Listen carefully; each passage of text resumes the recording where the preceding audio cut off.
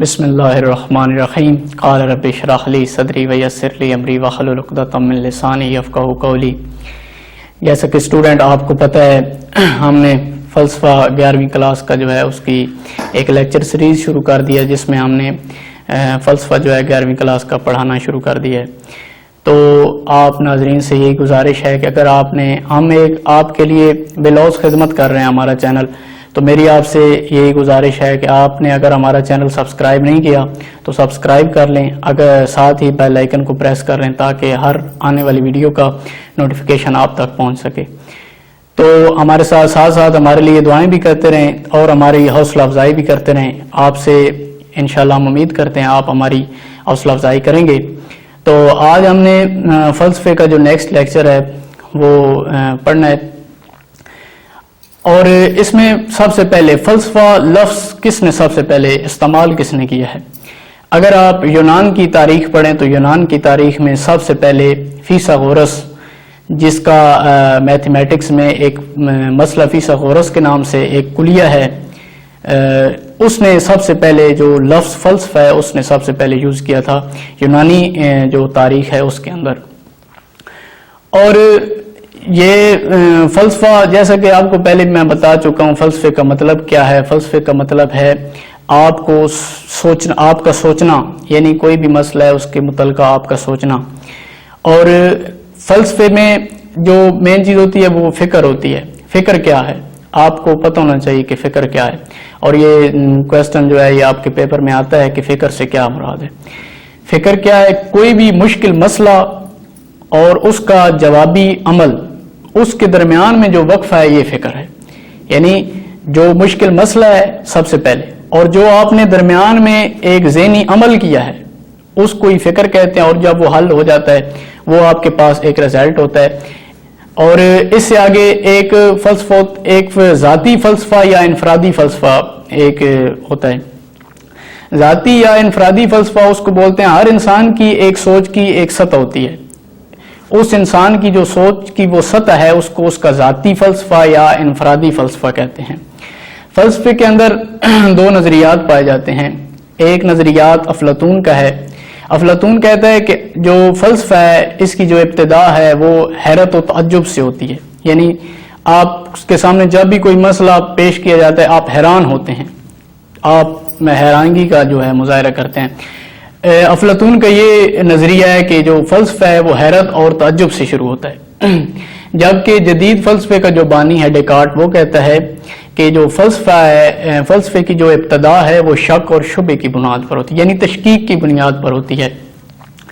آپ کوئی بھی مسئلہ ہے اس کو آپ شک کی نگاہ سے دیکھیں گے۔ شک یہ نہیں ہے کہ ایک بے رائگاں چیز ہے اس پہ بھی آپ شک کریں، اس طرح نہیں ہے۔ ایک جو جینوئن مسئلہ اس پہ آپ شک کریں، آپ کو انشاءاللہ رزلٹ ملے گا۔ جیسے وہ کہتا ہے کہ کوئی بھی مسئلہ ہے اس میں کسی شے کی اصلیت کیا ہے، کیا جو چیز آپ کو نظر آ رہی کیا واقعی وہی ہے یا اس کی ظاہری نمود و نمائش ہے۔ یہ جو ہے یہ ڈیکارٹ کا نظریہ ہے کہ وہ کہتا ہے کہ جو فلسفے کی ابتدا ہے وہ شک اور شبہ کی بنیاد پر ہوتی ہے۔ دوستو، فلسفے کے اندر دین جو ہیں ادوار پائے جاتے ہیں۔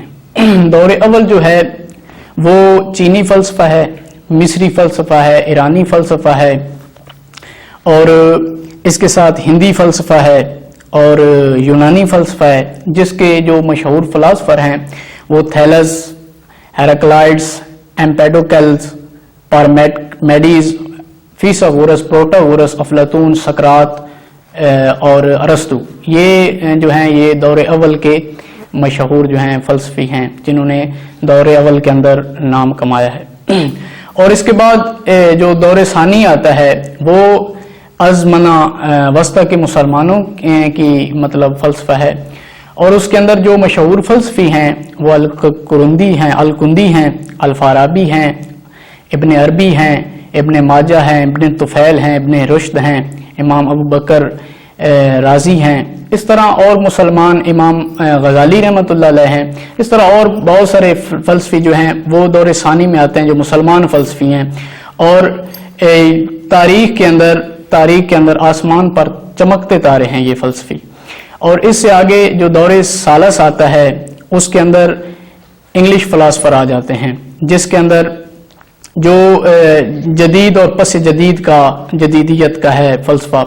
اس کے اندر ہیگل، نیٹشے، برکساں، وائٹ ہیڈ اور ڈیکارٹ جدید فلسفے کا بانی، یہ جو ہیں یہ فلاسفر آ جاتے ہیں. اور اس سے اگر میں تھوڑا سا آگے چلوں گا اور آپ کو بتاؤں گا کہ فلسفے کے اندر جو فلسفے کے متعلقہ دو جو نظریات ایک اور جو ہیں فلسفی ہیں وہ بھی، ایک WT اسٹیس کا جو ہے وہ ایک نظریہ ہے. وہ کہتا ہے کہ جہاں آ کر دیگر علوم جو ہیں وہ ختم ہوتے ہیں وہاں سے آگے فلسفہ شروع ہوتا ہے. یعنی وہ اس چیز کا جو ہے وہ اس چیز کو مانتا ہے کہ جہاں پر آ کر دیگر جتنے بھی علوم ہیں وہ آ کر ختم ہو جاتے ہیں وہاں سے آگے فلسفہ شروع ہوتا ہے. جیسا کہ اگر سائنس جدید اگر آپ چیک کریں، اگر کوئی ٹیکنالوجی ہے، ٹیکنالوجی کے اندر ابھی ہو رہی ہے، مزید ترقی ہو رہی ہے، اگر آپ چیک کریں تو ایک مثال کے طور پر کہیں آ کر ترقی رک جاتی ہے، وہاں سے آ کر فلسفی جو ہے وہ ایک نیا نظریہ پیش کرتا ہے. جیسا کہ جہاز جب بنا ہے، جہاز سے پہلے ایک فلسفی نے نظریہ پیش کیا ہوگا کہ جہاز اس طرح کی کوئی مشین ہونی چاہیے. فلسفی سب سے پہلے کوئی نہ کوئی نظریہ دیتا ہے، بعد میں آ کر سائنسدان کسی بھی علم سے کوئی بھی تعلق رکھتا ہو وہ اس پر آ کر عمل درآمد کرتے ہیں، اس پہ سوچ و بچار کرتے ہیں اور اس کے بعد اس چیز کو بنانے میں کامیاب ہو جاتے ہیں. سب سے پہلے یہی WT اسٹیس کا نظریہ ہے کہ جتنے بھی علوم ہیں جہاں پہ آ کر ختم ہوتے ہیں وہاں سے آگے جو ہے فلسفہ شروع ہوتا ہے. اور اس کے ساتھ ہی ہربرٹ اسپینسر کا جو خیال ہے وہ کہتا ہے کہ جو سائنس ہے، سائنس کے متعلقہ کہتا ہے کہ جو سائنس ہے وہ جزوی طور پر منظم علم ہے، جبکہ فلسفہ جو ہے وہ کلی طور پر منظم علم ہے. یعنی جزوی طور پر اس کے جزیات ہیں، جبکہ فلسفہ جو ہے یہ کلی طور پر ایک مکمل علم ہے، اس کو کسی چیز کی ضرورت نہیں ہے، بس جسٹ نظریہ چاہیے. اور اس سے آگے آپ کو یہی بتاتے چلیں، یہ آپ سن کر بہت حیران ہوں گے کہ اور دکھ کی بھی بات ہے کہ یہ جو فلسفہ ہے اس کو ام العلوم کہا جاتا ہے، یعنی تمام علموں کی ماں. اور افسوس یہ ہے کہ پاکستان کے اندر بہت کم اسٹوڈنٹ ہیں جو فلسفہ پڑھتے ہیں. فلسفہ اگر آپ پڑھنے شروع کر دیں، یقین مانیں آپ کے بہت بڑے بڑے پیچیدہ مسائل، ملکی، بین الاقوامی، گھریلو، معاشرتی، سب تقریباً آپ 100 میں سے تقریباً آپ اگر فلسفہ پڑھنا شروع کر دیں 50% سے بھی میں سمجھتا ہوں زیادہ ہی آپ حل کر لیں گے. کیونکہ فلسفہ آپ کو سوچنے پہ مجبور کرتا ہے کہ آپ کسی بھی مسئلے کے متعلقہ سوچیں. اور جب آپ سوچ میں، اور اس کے ساتھ میں آپ کو ایک ڈیکارٹ کا مقولہ بھی سناتا چلوں. ڈیکارٹ کہتا ہے کہ میں اس لیے میں ہوں کیونکہ میں سوچتا ہوں. I because I am thinking. وہ کہتا ہے کیونکہ میں سوچتا ہوں اس لیے میں ہوں. اور جو انسان سوچتا ہے اس کو یہ فخر ہونا چاہیے کہ واقعی میں کوئی چیز ہوں. جو سوچتا ہی نہیں ہے وہ کچھ بھی نہیں، وہ حیوان مانند ہے. اور سوچنا ہی فلسفے کا جو مقصد ہے وہ سوچنا ہے، کسی. اور یہ جو میں نے آپ کے سامنے پیش کیا ہے کہ فلسفہ جو ہے ام العلوم ہے، آپ کسی بھی علم میں چلے جائیں، معاشیات کے اندر چلے جائیں، منطق کے اندر چلے جائیں، ہندسہ کے اندر چلے جائیں، اس کے علاوہ نفسیات کے اندر چلے جائیں، فزکس، کیمسٹری، بایو، جتنے بھی علم ہیں سب علموں کی جو ماں ہے وہ فلسفہ ہے. اور جیسے ہی ان علوم نے ترقی کی ہے، یہ انہوں نے ایک الگ جو ہے وہ مقام حاصل کر لیا ہے اور یہ فلسفے سے علیحدہ ہو گئے.